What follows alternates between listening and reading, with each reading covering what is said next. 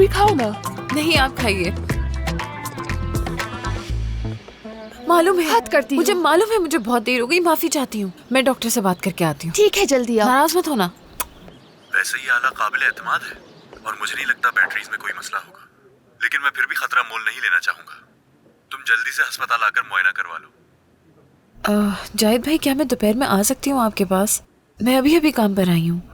ठीक है, मैं इंतजार करूंगा। ठीक है, शुक्रिया। खुदा हाफिज। असली, तुम्हारी सास तो बहुत चाहती है तुम्हें। एमरे की अम्मी आई है, तुम्हारा इंतजार कर रही हैं। क्या? हाँ बिल्कुल।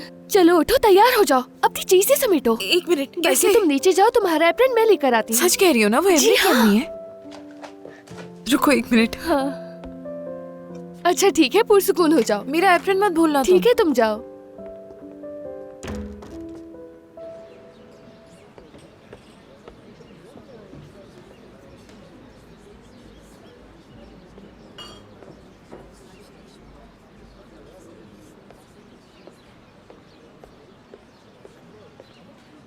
सेविम आंटी, कैसी हो बेटी? खुश आमदीद। कैसी हैं आप? ठीक हूँ बेटी। क्या तुम्हारे पास थोड़ा सा वक्त है? जी बिल्कुल। मुझे एमरे नहीं छोड़ा है यहाँ, लेकिन उसने बताया नहीं आ पाएंगी। उसे मालूम नहीं था कि मैं यहाँ हूँ। वैसे भी मैं ज्यादा देर नहीं रुकूंगी। आइए बैठिए।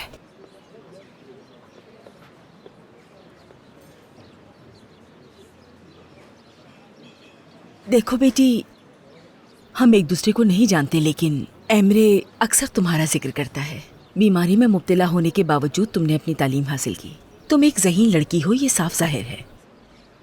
बहुत शुक्रिया आंटी, ये सुनकर मुझे वाकई बहुत अच्छा लग रहा है। मेरा बेटा भी अच्छा है, थोड़ा सादा तबीयत का है बस।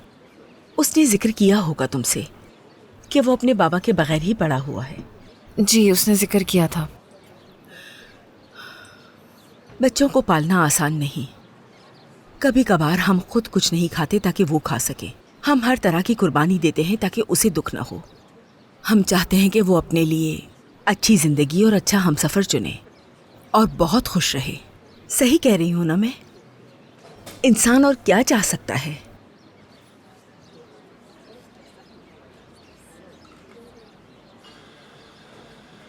आज सुबह उसके पास मैंने एक अंगूठी देखी। यकीनन वो तुम्हें शादी के लिए पूछने वाला है।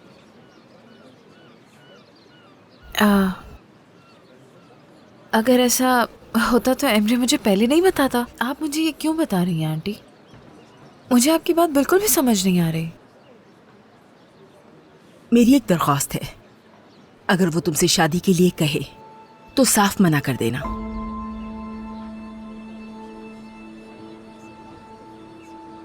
क्या मतलब? देखो बेटी, तुम अच्छी लड़की हो, खूबसूरत भी हो। खुदा जानता है, अगर ये हालत ना होती तो मैं किसी को भी तुम्हारे सिवा बहू के तौर पर ना सोचती। लेकिन पहले मुझे अपने बेटे के बारे में सोचना है। मशीन के बगैर तो तुम हरकत भी नहीं कर सकती।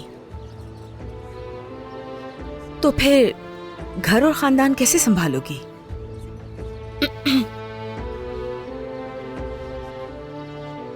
मैं हमेशा ऐसी नहीं रहूंगी।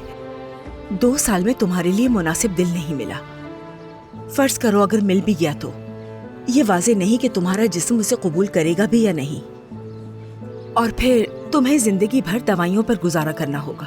तुम कितनी सेहतमंद रह सकोगी? क्या तुम मामूल के मुताबिक जिंदगी गुजार सकोगी?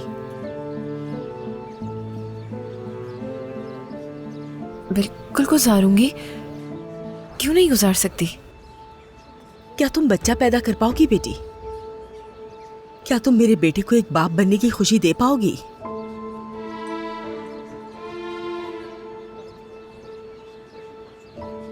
मुझे नहीं पता, शायद मैं चाहती हूँ कि वो एक आम सी जिंदगी गुजारे, उसकी बीवी एक आम बीवी की तरह हो। मैं नहीं चाहती कि मेरा बेटा उदास हो। इस मोहब्बत को यहीं खत्म कर दो। अपने आप को और मेरे बेटे को ऐसे गैर यकीनी ताल्लुक में मत फंसाओ। तुम वो लड़की हो जो सही और गलत में फर्क कर सकती है। अपने दिल पर हाथ रखो। मेरे बेटे की जिंदगी बर्बाद मत करो। अभी भी वक्त है, अच्छी तरह सोच लो बेटी। उसकी जिंदगी तुम्हारे हाथ में है।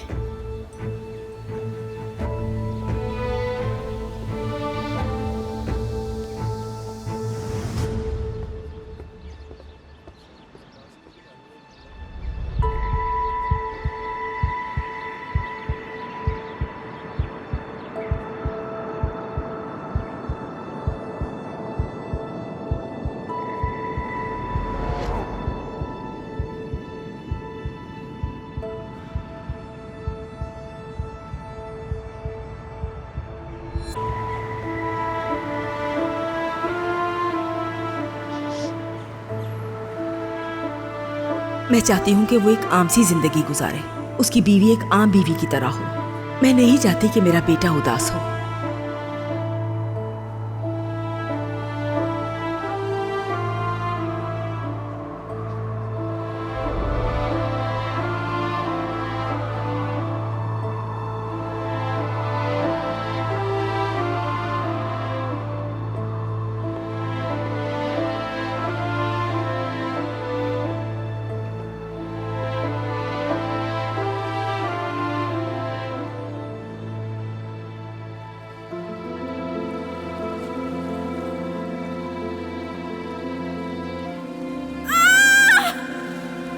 थक गई हूँ, मुझसे अब बर्दाश्त नहीं हो रहा।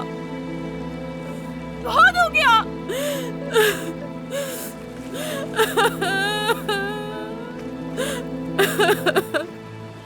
मैं इस जिंदगी से थक गई हूँ बस।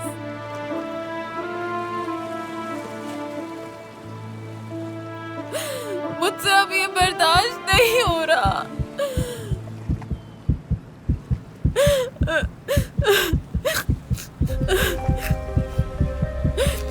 नहीं नहीं,